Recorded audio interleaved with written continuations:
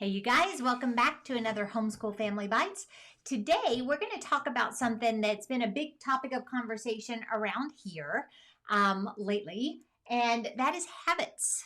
Well, most of us go through each of our day, all of our days, and we think that we are intentionally thinking about everything that we're doing. We go through and we think about, okay, each day is different, each circumstance is different, and we're thinking about, we're planning, or we're just kind of taking the day as it comes. And so we're thinking our way through every aspect of our day. And what I realized today is that that's not as true as we might think. We actually overestimate how much thought we put into every aspect of our day. And actually, there was a study just recently done at Duke that says that 45% of our day is just made up of habits. And that number really surprised me. I know that habits are a big part of our day, but 45% seemed like a lot more than what I would have thought. So basically, our day is kind of the sum of our habits, whether we are actually recognizing them as such or not. That's exactly right. And see, a lot of it depends on your thought process on this. Right. It depends on the way you frame it. Because when you think of a habit, you think of something that you intentionally put into place, that you are intentionally trying to make this habit.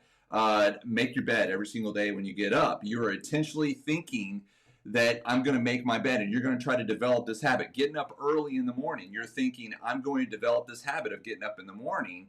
And so you're intentionally putting that into place. But habits are actually much bigger than that.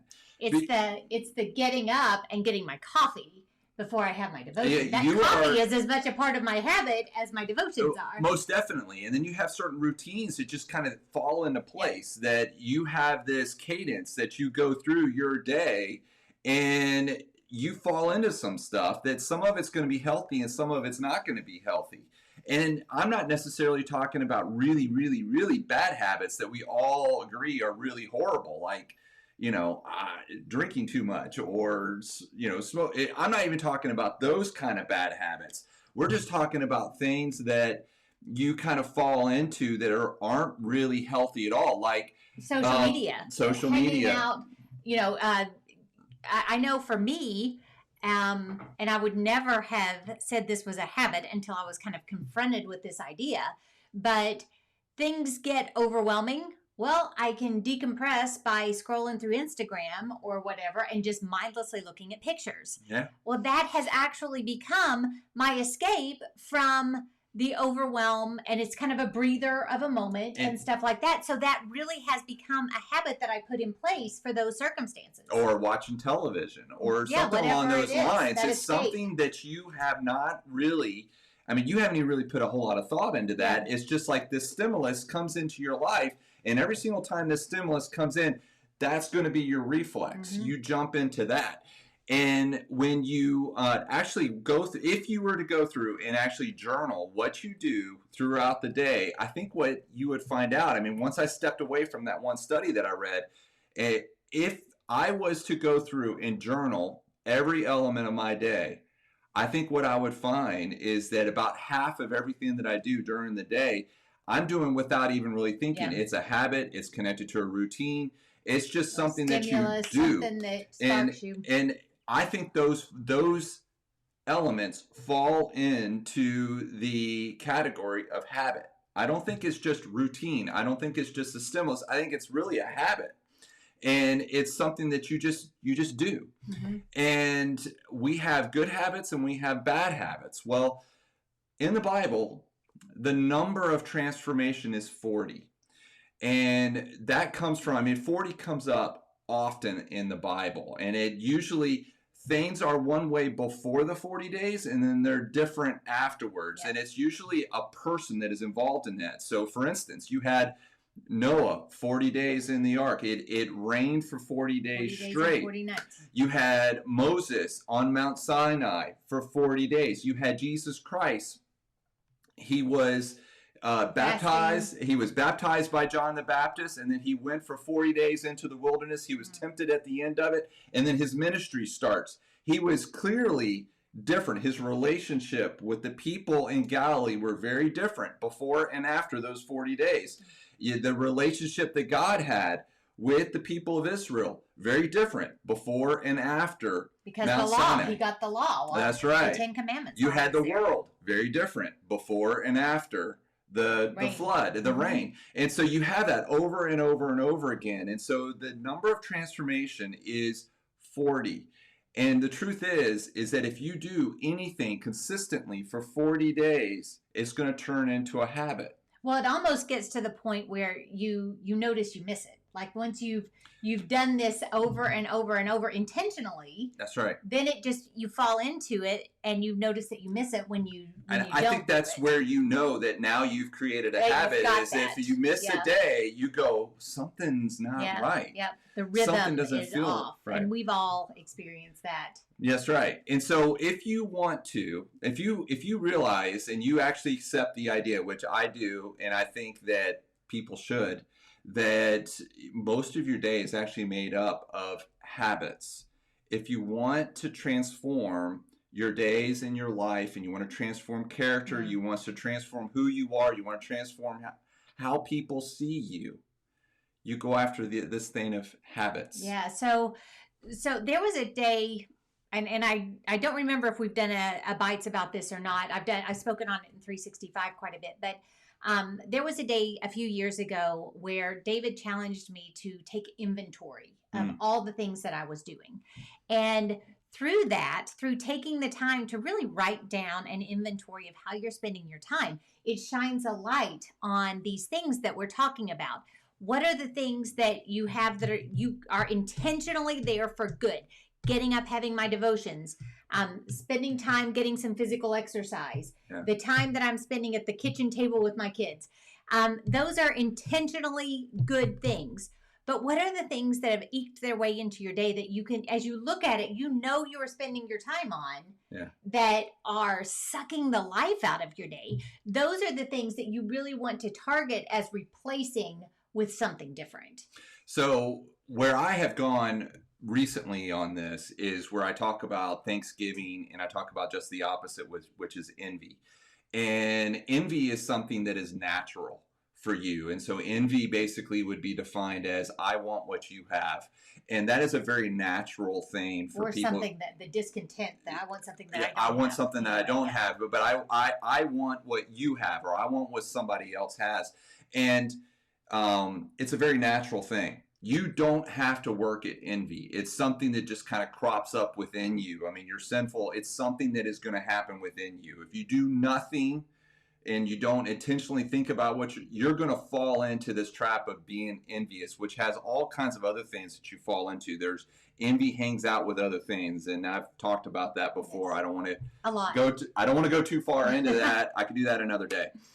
But you have to work at Thanksgiving. Thanksgiving would be the opposite. Thanksgiving is basically saying, I am happy with what I have. I'm so thankful for what I have. I'm thankful for this in my life. I'm thankful for this person in my life.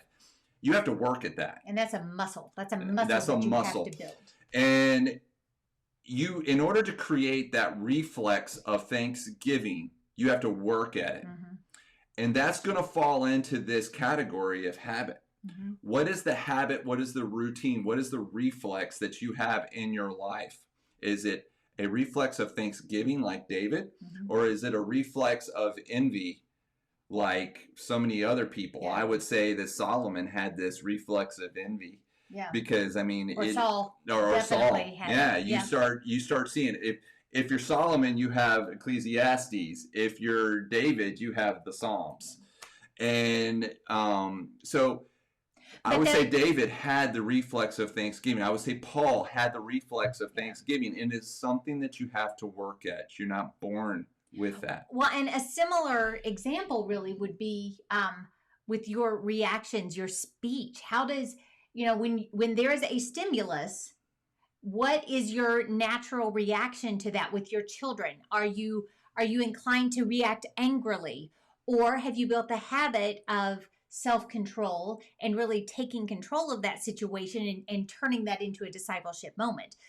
Because when you react angrily, you're going to get a discipleship moment when you apologize, I hope, but you've missed that first one. And so you want to cultivate that reaction of teaching through those moments rather than Yeah. So getting ticked off you during can those go moments. through different aspects of your life, and I'm actually putting a lot of things into habit that is actually a little wider than what you would think that people just naturally fall into. When you think of habit, How you're you eat, how yeah, you you exercise, whether think you of get these, up. Yeah. yeah. And I'm actually expanding that out a little bit, which I think that you should. And when you expand that out, you fall into this aspect of my days are actually filled with habit. And so if I want to change something, I have to intentionally cultivate this habit that I Mm-hmm. want. And it's going to take at least 40 days in Yeah. order to get to that point. And so, if you want to have thanksgiving, if you want to have joy, if you want to be loving, if you want to have character, if you want to be a discipler, you have to work at that. Yeah. And it's going to be something that you're going to have to work at and build up and be consistent with. And it's going to take at least 40 days. But that's the reason why the number of transformation is 40. And it's also something that you will find throughout the world. I mean, all these different religions. You have Buddhists, you have Muslim, you have all these different religions. You have New Age. They actually, this number 40 is very important to them as well. And I will tell you that the fact that you want to build habits, and it takes 40 days to build habits, actually it gives credence to the sovereignty of But yeah. God Yeah. and the truth that is Once in the again, Bible. his word is proven true by science and practice And throughout this is something eternity. that's Yeah. in your DNA. Yeah. Yeah. You were created for this. Yeah. Well, and another thing, as he was talking, I was thinking we talk so much about being discipleship focused, heart schooling parents. And that is something that goes counter to culture, that goes counter to what's easy sometimes. It's very natural, but you do have to really hone in on it and be intentional with it. And so that is another thing. As we talk about being heart schoolers, as we talk about all of these habits that are built into that, you just, as you put those in practice day in and day out in your school, in your family, in all of these areas, you're going to find that it becomes so second nature. So much of what comes out of me, I don't even think about. The Lord has just, because your habits really do make up who you are. So, what are you investing your focus in? What are you investing in really working on? And I hope for all of our families, it's becoming heart schoolers. It's focusing in on discipling and shepherding the hearts of our children and getting myself out of the way so that I'm not a stumbling block to them coming to That's Jesus. right. And a lot of our habits we need to kind of look at in that vein too. So, thank you guys for joining us today. We're a little overtime. But before he jumps in, we would certainly appreciate it if you would like and share this. Leave us a comment of any thoughts that this has spurred. Is this a way that you've thought about habits? We would love to hear from you. And then, Lord willing, we'll see you again tomorrow. Thank you. All right. Thanks. See ya. Bye.